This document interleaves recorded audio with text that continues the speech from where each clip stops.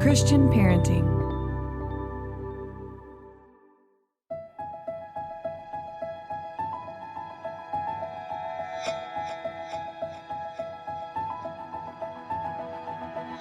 Welcome to the Living Wholehearted podcast. We are Jeff and Tara Matson, a husband and wife team who is shrinking the integrity gap in our own lives and helping others do the same. I'm a leadership and organizational development coach, and Tara is a licensed marriage and family therapist. We believe that if you have a following, you are a leader, and how you lead matters. Whether you are leading in the home, work, or community, we are bringing you biblical, clinical, and relational wisdom to help you in every relationship that matters most to you. None of us do this perfectly, but we are leaning into the reality of our humanity and profound wisdom of grace.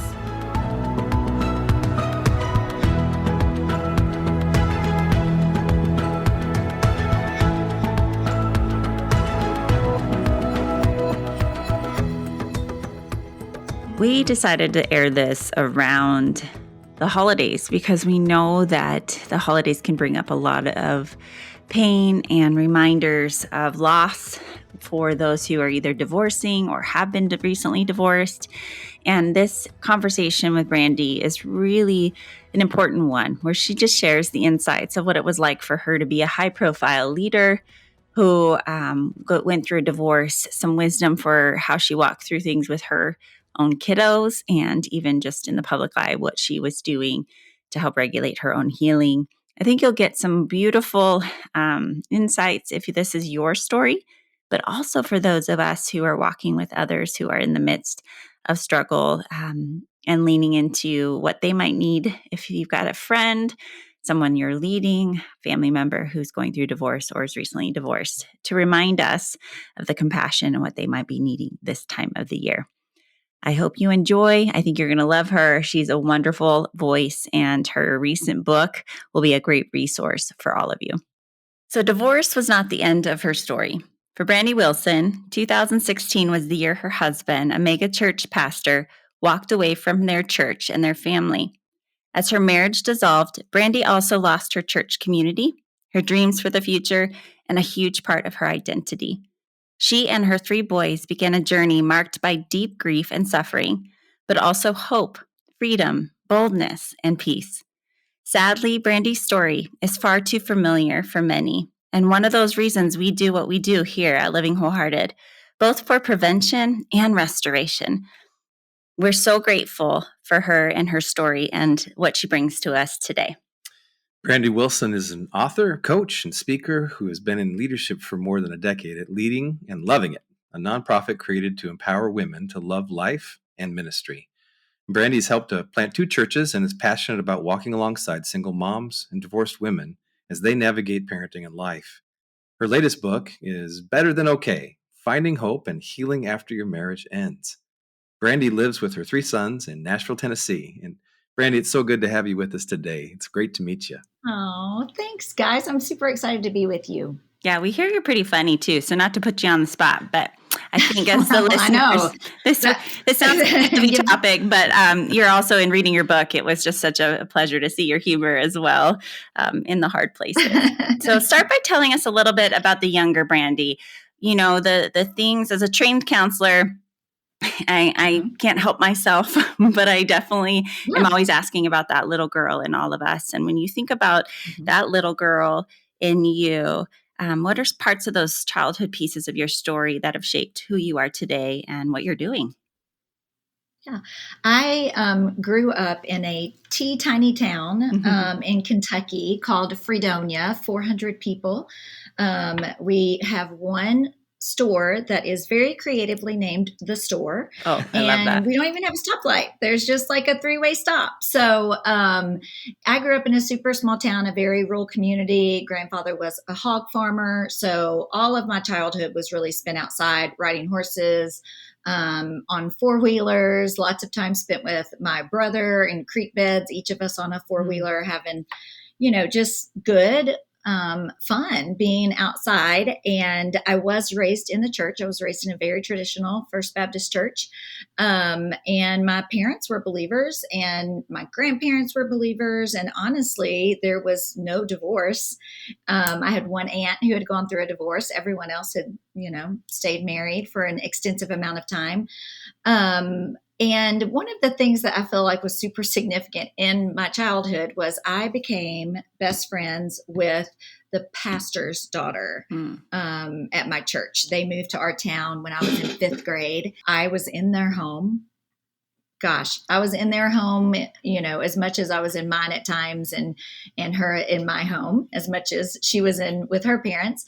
So I did feel like God gave me this little glimpse of behind the scenes of ministry at a pretty young age, how being in ministry impacted the entire family, even though it was her dad's paid position. All five of them were impacted by the fact that they led a church.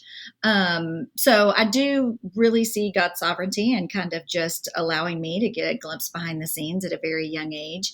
Super loving parents. I am definitely the most emotional of my family of origin. So probably,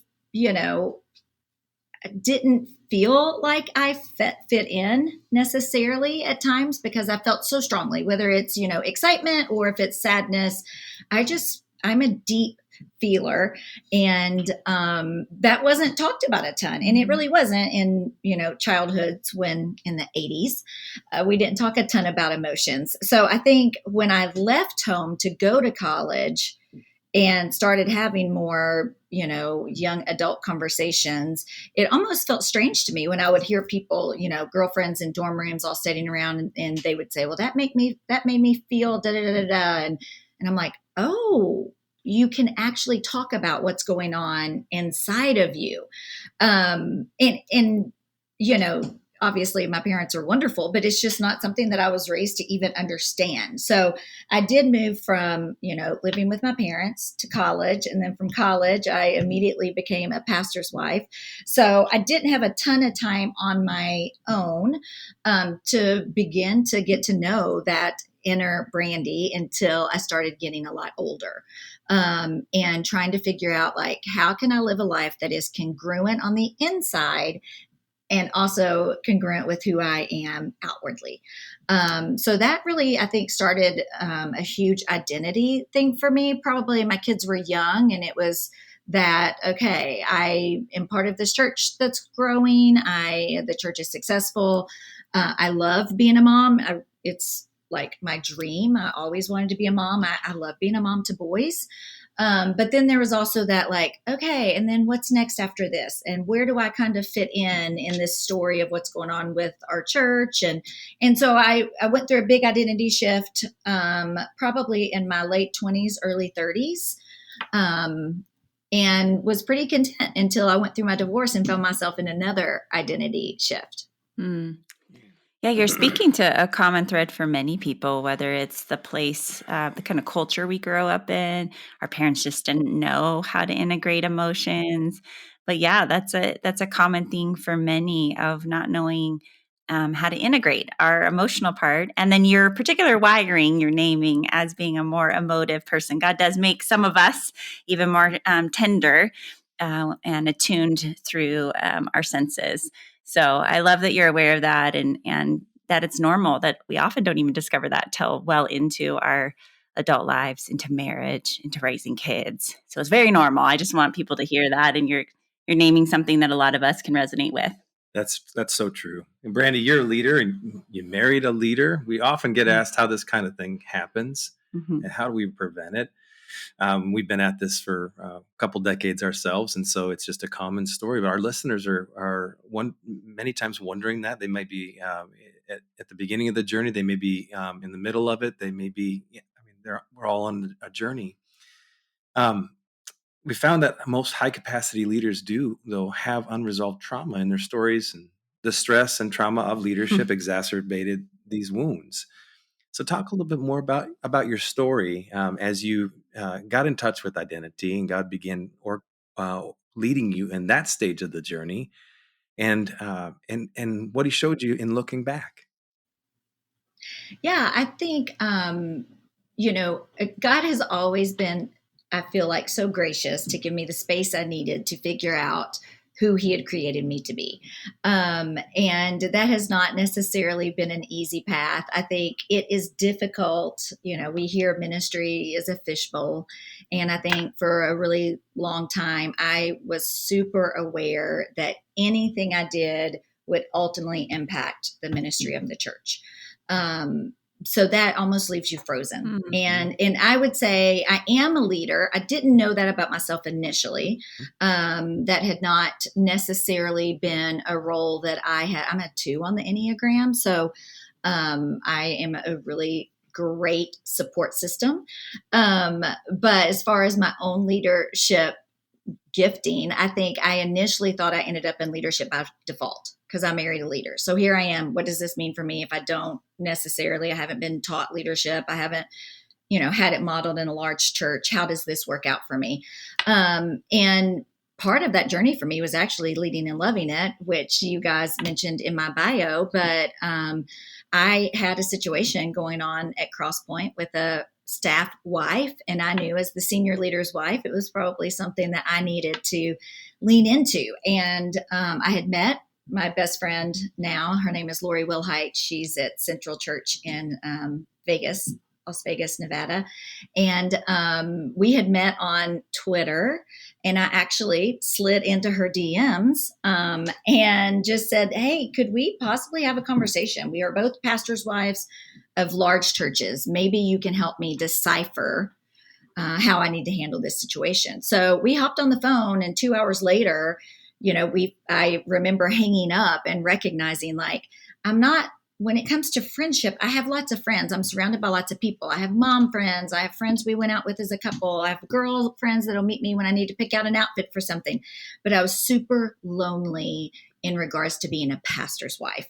So that friendship that Lori and I developed, we were just like, how can we give this to other women in ministry who were lonely? And also, no one says you're going to be a pastor's wife. This is what it looks like to, do a funeral. This is what it looks like to do a hospital visit. This is what it looks like when you show up to do a baby dedication at the hospital.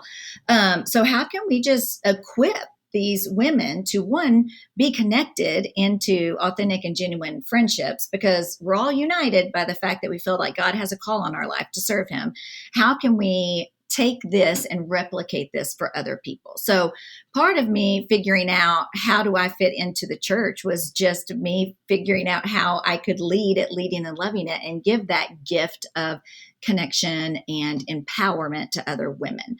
And then through that, I, started to see where my weaknesses were and where my strengths were. And I started to see what are some of the wounds that I have not dealt with in childhood. And it just kind of broadened my scope for me to be able to recognize that some of the things that were going on in my home were not matching up with some of the things that were happening on the platform or even more in leadership meetings.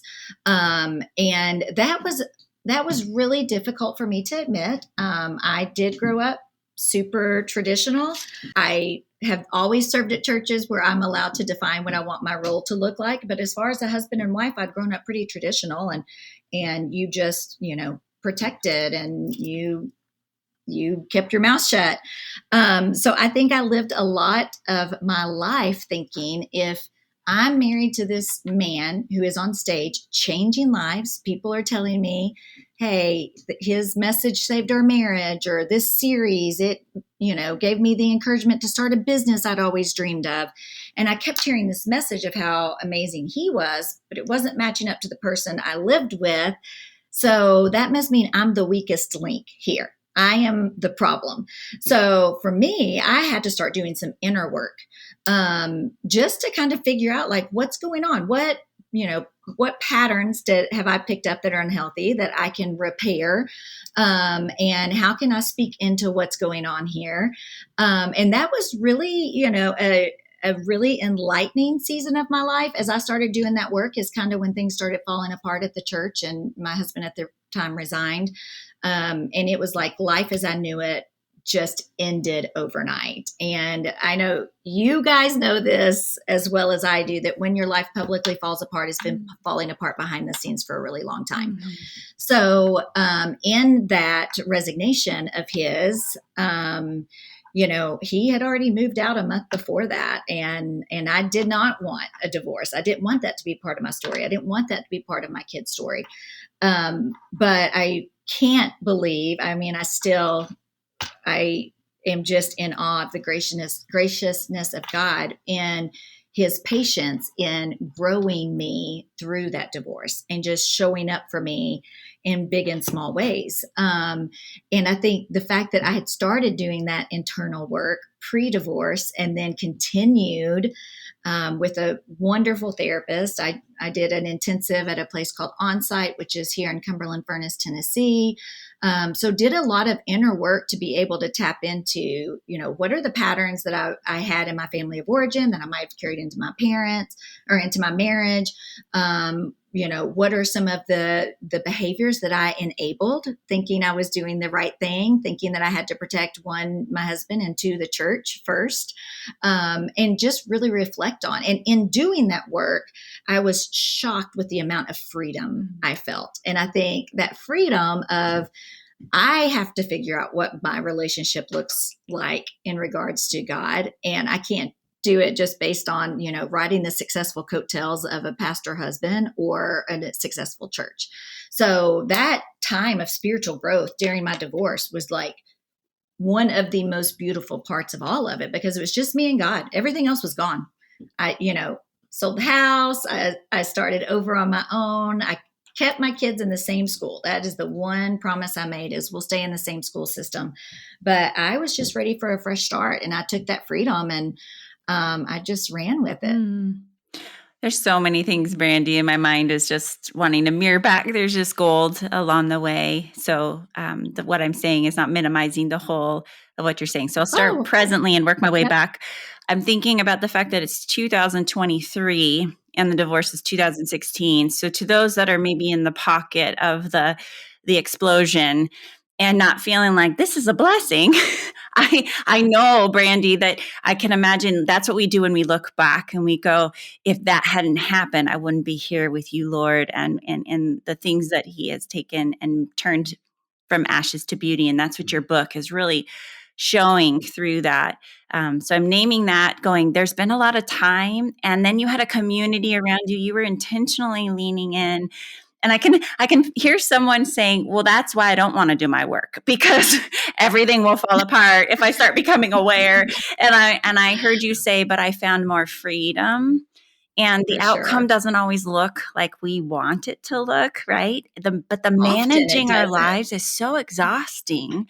And so we have a couple chapters where we talk about that. It's that escapism. You named it, where, everyone loves you at work, but nobody likes you at home, kind of that compartmentalizing that happens. The isolation we talk about in leadership, it's lonely. And you're naming that for a lot of pastors and pastors' wives. It's a fishbowl. Everybody's watching. And finding just friends is hard to do. Right. But you are very intentional and have even created a ministry that is helping pastors' wives do that. There's just so much that you're saying that's so good. But how even God prepared you for that. Tara, not to interrupt you, but just talking about doing that work and how hard it is. I have a girlfriend who has also done a lot of internal work, and we were at lunch not too long ago and basically just said life was so much easier before we became self-aware. Ignorance is bliss. No, it's just ignorance is bliss. I mean, that is not true. But at times when you're like, oh, now I have to deal with that. Goodness gracious, haven't I worked enough? So I totally understand that. Yeah. So thank you for sharing those parts of your story. Brandi, in your book, Better Than Okay, you say that Better Than Okay is not about why my marriage ended. It's about what God chose to do in me as I chose to begin again. And then you say, God transformed the pain and loss into a healthier new life for me and my sons. Divorce wasn't the end of our story, and it won't be for you either. Talk about some of the lessons or principles that you're finding through your journey of divorce and the healing work that God's been doing in your life, and how he's been moving. Yeah. I think one of the things I talk about in the book is living in his shadow. And I think, once the sun started to shine on my face again, it just felt so good that I kept chasing that. And I think the reality of none of us are ever supposed to live life in the shadow of anyone else. We are here put on this earth to be able to serve God in the way that he's gifted us. And I had forgotten that. And that is something I had to lean in and start rediscovering. And I never wanted to wear the title of divorced pastor's wife, ever. Like didn't think that would happen to me. I'd been in church since I was, probably 6 weeks old, and baptized at a young age and all of that kind of stuff. So I was really in shock that this was the reality that I was having to face. But I also felt very strongly in the midst of this back in the, 2016 you're referencing. I remember it was September of 2016, and nothing around me felt good. And I had way more questions and like zero answers. There were days I didn't want to get out of bed. Depression, definitely set in. I had very high anxiety, some anxiety attacks in the process of that. It was tough. I'm still trying to take care of 3 kids, and I'm trying to, our church was large, and it hit the news, it hit the papers, there were blog posts written. So I'm trying to protect my kids and make my nest really tight at this point. But I remember one day just having this moment where I acknowledged nothing around me feels good. However, I know God is good. So how can I find God in the midst of what is going on in my life that's good is the last thing we would use to describe it. And I pulled a little journal off of, probably a freebie journal off of my shelf. And I took an orange Sharpie and I just wrote focus on the good on the front of it, and made myself start listing 5 things every night before I went to bed that felt good, or where I saw God's goodness during that day, whether it's like a sunset or having ice cream on the porch with my kids. I even remember on a very desperate day, I bought a new hair dryer, and I wrote down, I got a new hair dryer. And while that's not life-changing or maybe direct goodness from God, it was a reminder to me that there would be new things. So for me, I didn't know to call it a gratitude practice at the time, but this really intentional time of being able to look for God in my life, and see his goodness and how he was still at work around me and honestly inside of me as well. That was a game changer for me. It kind of shifted, and it doesn't mean that I stopped having bad days. It means I just saw those bad days with a different perspective. And I think, it's so, and when we're walking through times like that, it's so easy to just get stuck in a perspective of hard and frustration and confusion. And, I had laid, face down in my bedroom floor and prayed and prayed and prayed for God to heal and restore my marriage. And in the process, what I realized is that he wanted to heal and restore me. And that has just been one of my biggest lessons of God, just because a title is gone, just because a role that I served in doesn't exist for me anymore, does not mean that I still don't have the call of God on my life, because no one can take away the call of God on my life except for him. And I had a friend say that to me super early on, just that reminder of, man, it is about what God has commissioned me and called me to do, rather than what a title might say I do, or what a role might represent in my life. Yeah. Thank you, Brandi.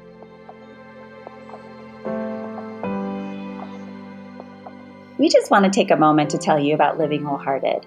We are a wonderful team of professional counselors and executive coaches who come alongside leaders, helping you live with integrity in every area of your life. Yeah, so our newest member, executive coach, leadership consultant, Joe. Joe has got over 4 decades of senior leadership experience. He's a CEO of CEOs in companies like Verizon, American Airlines, Accenture, and others. Joe is, there's not been a fire or a situation that he hasn't experienced in his decades of senior leadership. And so we love having Joe Joe brings a quality that I can't bring. I've got a few gray hairs here, but he has a seasoned leadership experience and decades of it. So that's Joe. Connie has been a writer. She works with women in all sacred and secular spaces. She's got 4 kids. She knows what it's like to be running a career as well as running a home. And she also has launched churches. She understands ministry and work life.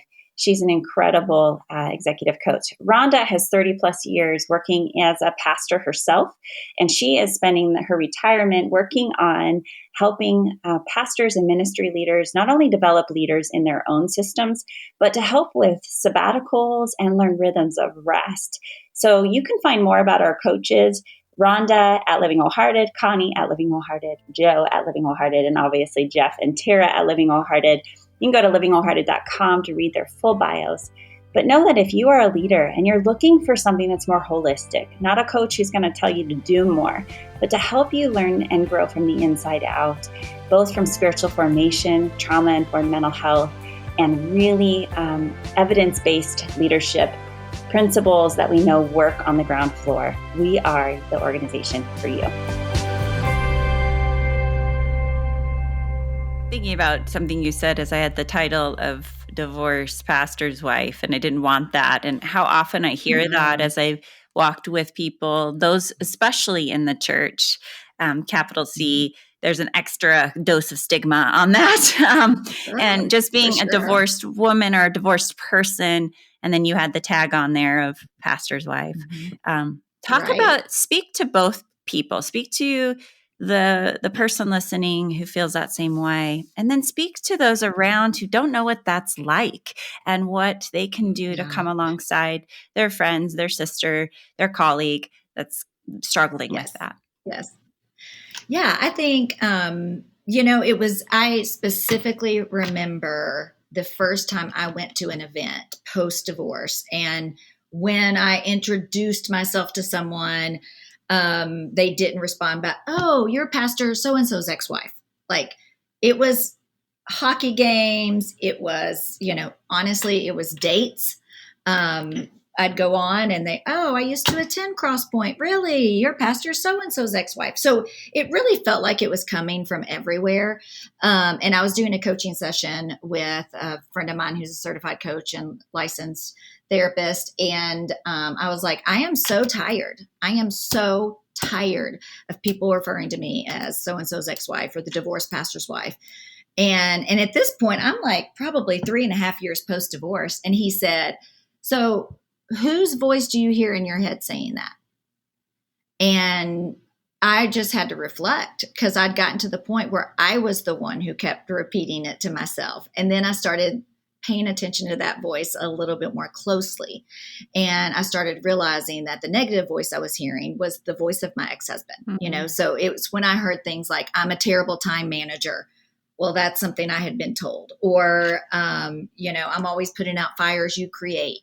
You people like you because of me. When I was hearing those voices in my head, I had to stop and identify it. And I think all of us have a negative voice at some level, whether it's, maybe a coach from childhood baseball who said that you're a terrible athlete, or maybe it's a teacher who said you'd never be smart enough to, get a job. Whatever that voice is, we all have it. So for me, it became identifying it, like a stop, think, pray, like stop. Whose voice is that? Think, that is not the voice I want in my head. And then praying that God replaces that with his own voice. So I think when those titles come at us that we don't like, and we hear those negative voices, divorced pastor's wife, just someone who's divorced, because there's a lot of shame that comes with that. I started noticing the more women that I would meet with, if we were in public, when they would get to the point of their story and they would say, I'm divorced, they usually drop to a whisper, like, I got divorced. And then they'd come back to a regular. And I'm like, oh, everyone or most people feel a lot of shame in regards to their marriage failing. So for me, I had to identify what that voice was. And then I started to be super intentional about replacing it with God's voice in my head. And I even stuck Post-it notes. I have one still in my bathroom, my primary bathroom, that I see every morning that says, Whose voice do I hear? Let it be God's. And that just became the repetition of like, no, no more of that. I am retraining that neurological pathway to hear the voice of God rather than the voice of negativity.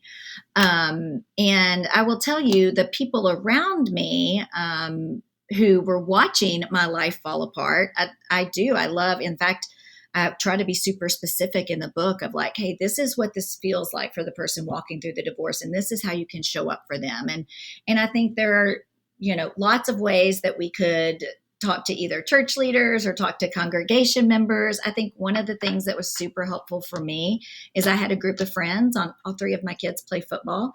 So I have two playing college football and one playing high school football. But when my divorce happened, my oldest son was a sophomore in high school and he was starting.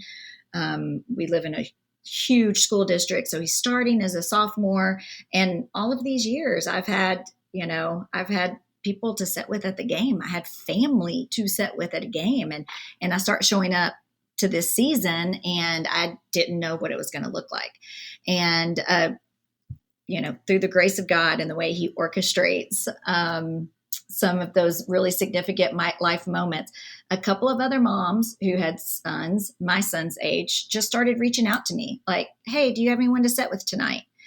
And it ended up over the course of that year, there were 6 of us through the course of that season who just kind of connected, and we sat together at every single ball game. And one of the gifts they gave me in that is they didn't just say, what do you need on a Friday night? They were super specific in giving me options, because I think lots of times when people are walking through trauma, hard things, we don't know what we need. And if we do, you probably can't give it to us.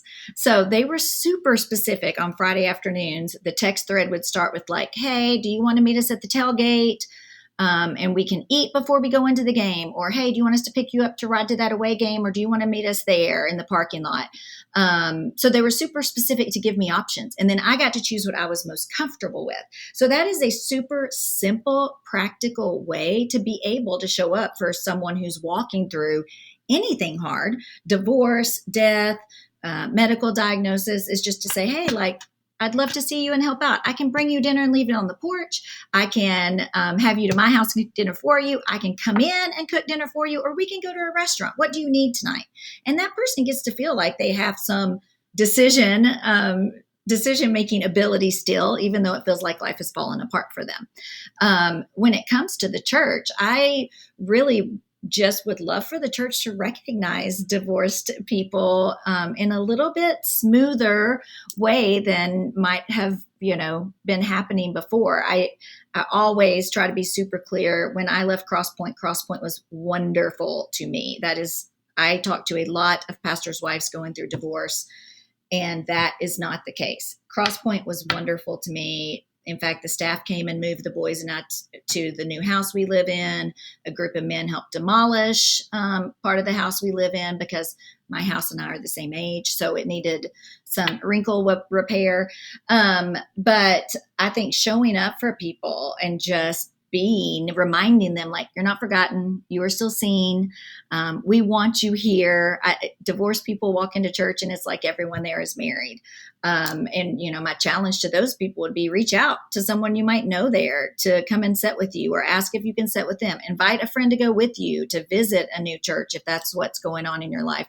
But we are so embarrassed and shamed, feel ashamed, that often it shuts us down and we want to isolate. And that is the worst thing for us. So be brave and continue to try to find points of connection so that you can develop that support system if you don't have it yet. Man, Brandi, that was really good practical examples that would help people on no matter where they are in that story or around that story with somebody that they care about and want to know how they can actually help or see them and be there and present for them. I love that. As we come to kind of a close of our time together today, I just want to give you a second to think about just maybe that kind of one last piece of encouragement to our listeners, just the listeners that are most connected to your heart upbeat around this matter, and just something that you can use to lift them up today. Just give you a moment to think that, or maybe it just comes right out. She's ready. Yeah, take it, girl. Well, I think there are a couple of things. I think one of the things that was so helpful to me is just the reminder that we are taking one day at a time. When you are walking through, life as you know it ending, you start jumping ahead of what will life look like in 6 months, and how will I pay college tuition for 3 kids, and will I be alone forever? And we just start jumping ahead to all these scenarios that we don't need to worry about yet. So if we just zoom in and focus on making it through one day at a time, that helps with that overwhelming sensation that comes with absolutely everything we're trying to figure out. So I know when I was in it, I would wake up in the morning and look at my calendar and think, what are the conversations I need to have today? What are the phone calls I need to make today? What are the task on my to-do list I need to get done today? And that became my focus. I could not jump ahead, or I would almost be paralyzed in fear of my future. So I think take one day at a time. When you get to the end of that day and you lay your head on the pillow, celebrate. Made it through this one. And I just think to remember in the midst of this, you will come out on the other side, and not to just use my title, but you will be better than okay. We chose that title. That title was chosen because when I talk to women in my position, typically the first question they asked is, will I be okay?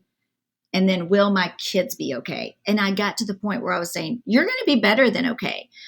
It's going to take work, and it is going to be a healing journey, but you put in the work, you cling to God like you never have before, and you will get to a point where you find yourself smiling again. You might find yourself laughing again. You might actually enjoy meeting a friend for lunch rather than dread what questions they might ask you in your time together.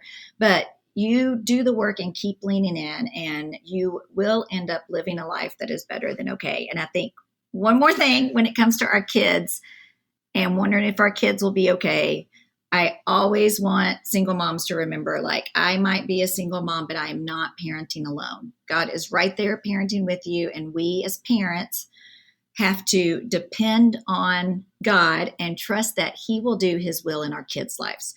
That if we believe He's going to take our suffering and use it as a survival guide for others, or give our, pain purpose, then we have to also believe that He will do the same thing in our kids' lives. Thank you, Brandi. It just reminds me, I was just having a conversation with a couple different people. So one, just coming to realize that their family of origin is pretty toxic and they just don't have family. And so the idea that God is the father to the fatherless, even though they have a family, they're not there for them in the way a family was meant to be.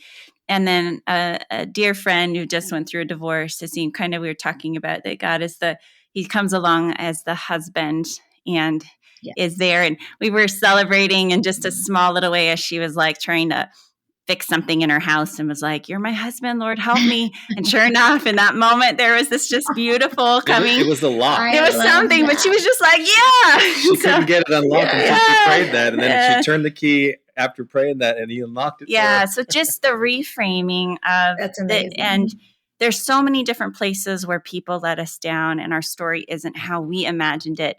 And that yet to your title, you're better than okay, that God, He's going to finish what He started in our stories. He's going to finish what He started. He's going to finish what He started. So I love your hope, your joy. You can feel it, Brandi, as you talk. So thank you for the gift of this book and the resources and you being courageous to continue to move in this direction. Tell our listeners how they can find you and your book. Yeah. Yep. I have a website, lovebrandiwilson.com, Brandi with an I. And the book is called Better Than Okay. The website is betterthanokbook.com. It can be found on Amazon. That's probably the easiest way. We all end up on Amazon.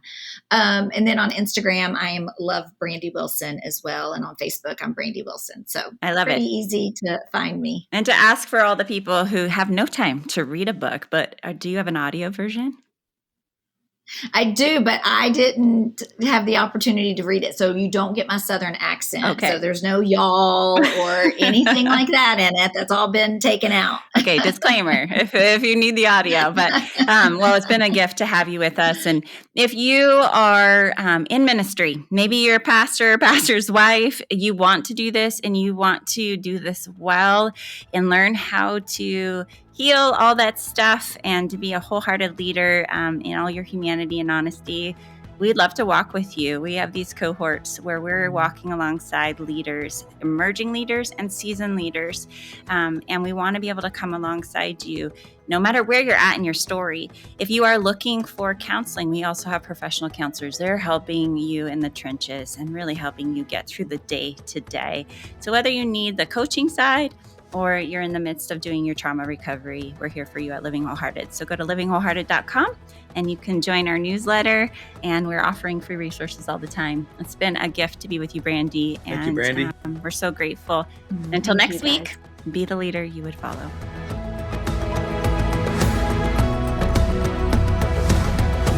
This podcast is powered by Living Wholehearted, Courageous Girls, and the Christian Parenting Podcast Network. Thank you for joining us in this critical movement of shrinking our integrity gaps between what we preach and live.